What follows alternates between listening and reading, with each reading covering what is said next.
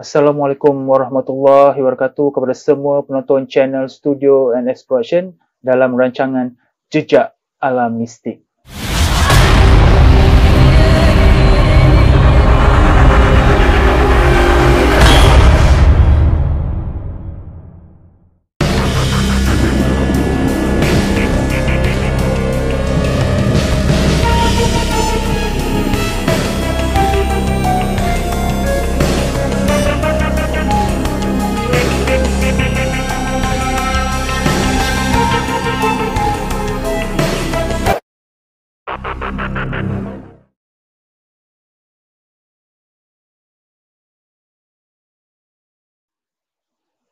Saya, Nazri Saleh Osanda.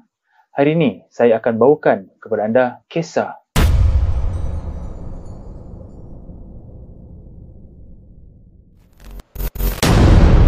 sumber maklumat yang kami perolehi dari kaedah ilmu kebatinan secara Islam iaitu Al-Haq. Jika anda tidak suka dari sumber tersebut, sila berhenti menonton video dari channel ini.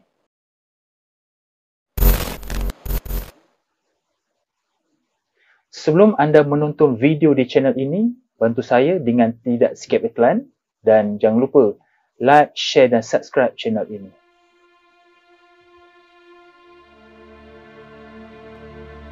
Menurut laporan Sherrod Osborne, seorang pegawai tentera British yang terlibat dalam Perang Kedah sekitar tahun 1838, pernah merakamkan kisah aneh tentang kewujudan seekor haiwan raksasa di Langkawi pada zaman dahulu. Menurut catatannya, kisah raksasa seperti ular itu diceritakan oleh penduduk setempat kepadanya, dan kisah itu turut melibatkan upacara mengorbankan manusia sebagai makanan kepada haiwan buas itu. Catatan Osborne mengenai raksasa yang dikenali sebagai ular besar terkandung dalam buku Malay Kingship in Kedah, Religion, Trade and Society.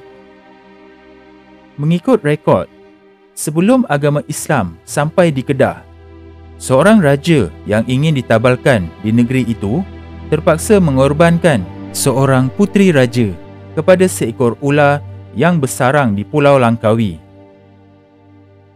Puteri Sunti dikorbankan sebagai santapan seekor ular besar, dan sebagai balasannya, haiwan buas itu akan melindungi perairan Kedah daripada ancaman tentera laut musuh. Ular besar itu juga tidak akan mengganggu penduduk Melayu di Kedah. Sebaliknya, hanya menjadikan orang Siam, Mergui iaitu kepulauan di Myanmar, dan haiwan lain sebagai makanannya. Ular terbabit diceritakan teramat besar hinggakan kepalanya saja sudah setinggi pokok yang ada di pulau berkenaan. Seterusnya, apabila Islam tiba di Kedah, raja dan penduduk negeri itu menganut agama Islam dan upacara mengorbankan manusia kepada ular besar akhirnya dihentikan. Bagaimanapun, tindakan itu menimbulkan kemarahan ular raksasa.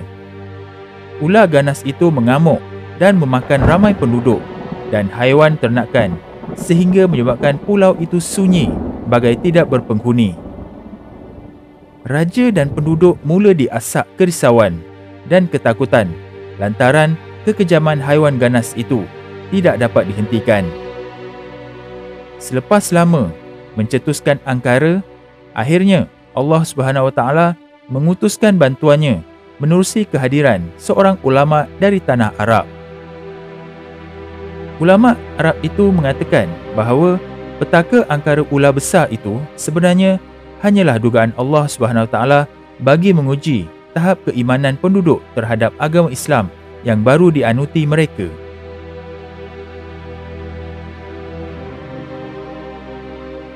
Walaupun segelintir penduduk kembali kufur, ternyata masih ramai rakyat Kedah berpegang teguh dengan akidah Islam.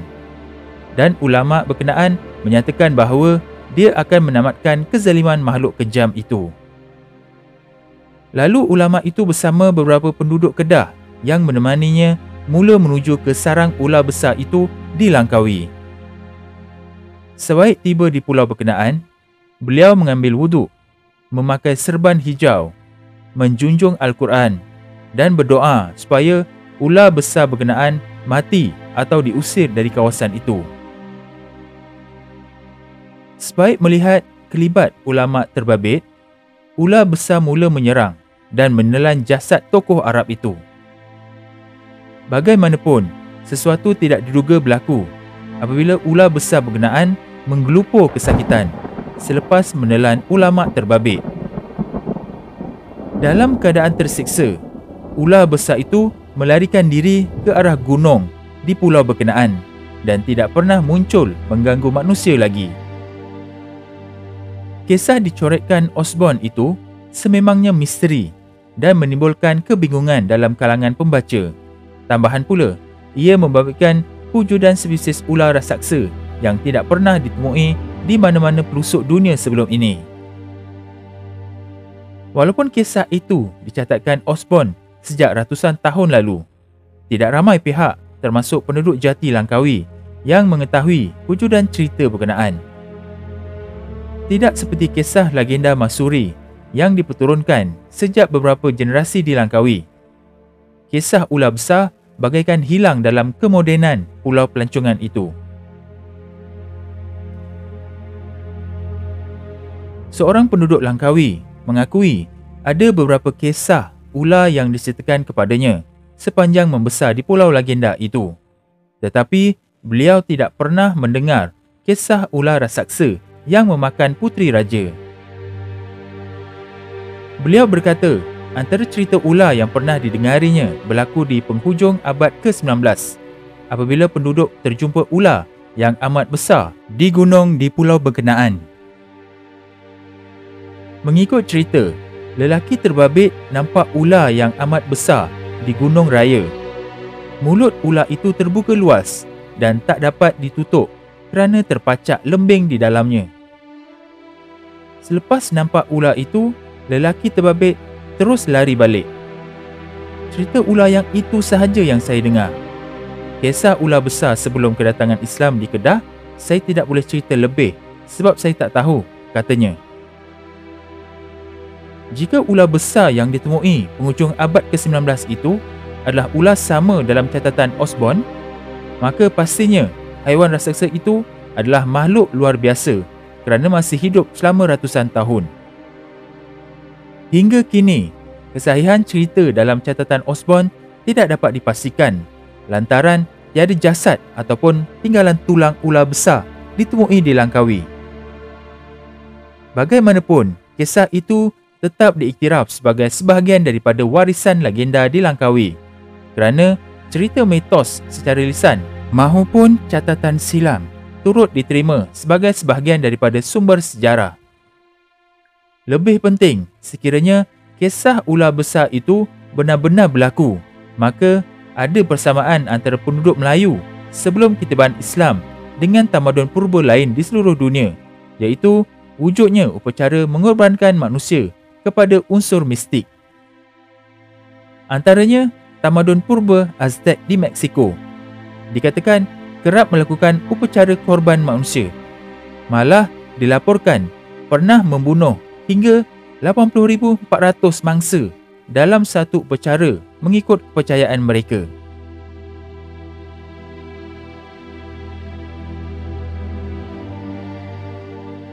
InsyaAllah, dalam video ini, saya dan Puan Ita akan menjawab persoalan ini berdasarkan maklumat dari sumber batin. Apa yang akan saya sampaikan ini terpulang kepada anda sama ada ingin percaya ataupun tidak. Nasihat saya, semua perkara misteri dan mistik datang dari Allah untuk menguji keimanan dan ketakwaan setiap hamba-hambanya. Hanya kepada Allah saja tempat kita minta petunjuk, perlindungan dan pertolongan. Bismillahirrahmanirrahim. Apabila kita mendengar atau membaca kisah yang dicatatkan berkenaan kisah ular besar tersebut, seperti ianya benar-benar berlaku pada satu ketika dulu, kerana ia dikaitkan dengan sejarah kedatangan Islam di Kedah. Malah, cerita itu ditulis oleh seorang dari pegawai tentera British yang semestinya mempunyai kredibiliti di mata masyarakat untuk kita percaya kerana dia berpangkat pegawai, berbanding kalau orang tua bertaraf petani yang mencerita. Itulah lumrah kehidupan manusia. Untuk mendapatkan kepastian kisah yang terkandung dalam buku Malay Kingship in Kedah, Religion, Trade and Society ini adakah benar atau tidak, mari kita telusuri maklumat dari sumber batin. Untuk pengetahuan semua, dapatan dari sumber batin mengesahkan bahawa kisah ular besar yang diceritakan itu hanyalah mitos dan rekaan semata-mata. Saya tidak pasti sama ada penduduk tempatan yang menceritakan tentang ular tersebut kepadanya untuk nasihat supaya berhati-hati ke Pulau Langkawi atau pegawai tersebut salah faham. Apabila pegawai mendengar kisah tersebut, sebenarnya beliau membesar-besarkan cerita itu sahaja untuk menarik minat orang membaca penulisannya itu yang penuh dengan imajinasi dan fantasi.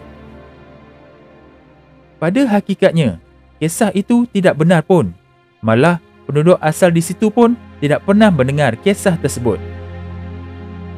Pada pandangan saya, kemungkinan pegawai British tersebut salah faham dengan apa yang disampaikan kepadanya. Pada zaman itu, Pulau Langkawi masih memiliki kawasan hutan tebal dan tidak mustahil ada ular tinggal di situ seperti ular sawa, kerana ular sawa besar sikit dengan ular biasa yang lain. Besar di sini bukan bermakna bersaiz gergasi, tetapi bersaiz biasa, panjang dan berbeza sedikit dengan saiz yang biasa dilihat. Itu sahaja sebenarnya.